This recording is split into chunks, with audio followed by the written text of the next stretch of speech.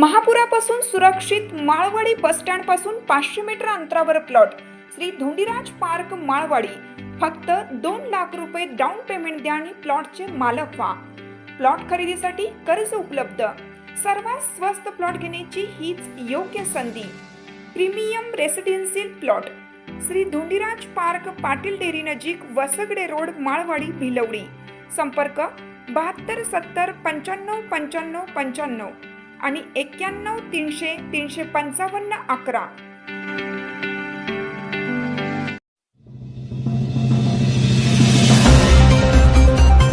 सांगलीत घरफोडी करणाऱ्या बांगलादेशी टोळीचा पर्दाफाश। स्थानिक गुन्हे अन्वेषण विभागाकडून 12 लाखांचा मुद्देमाल जप्त।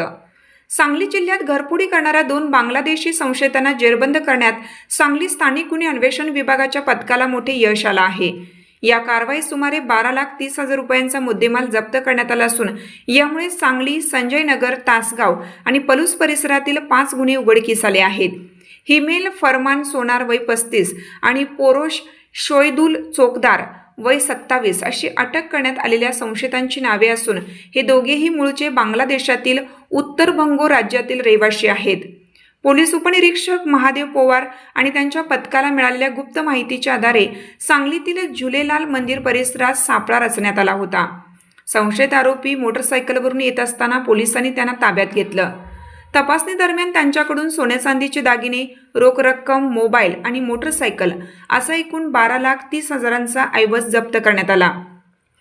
चौकशीत या आरोपींनी बंद घरे फोडून चोरी केल्याची कबुली दिली असून सांगली शहर पोलीस ठाण्यातील गुन्ह्यासह अन्य 4 प्रकरणांचा छडा लागला आहे। सदरची कारवाई पोलीस अधीक्षक संदीप गुगे, अप्पर पोलीस अधीक्षक कल्पना बारवकर यांच्या मार्गदर्शनाखाली आणि पोलीस निरीक्षक संजीव कुमार झाडे यांच्या नेतृत्वाखालील पथकाने यशस्वीपणे पार पडली।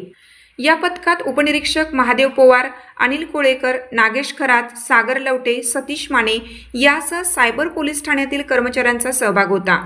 अटक केलेले आरोपी आणि जप्त मुद्देमाल पुढील तपासासाठी सांगली शहर पोलीस ठाण्याकडे वर्ग करण्यात आला असून पोलीस अधिक तपास करीत आहेत।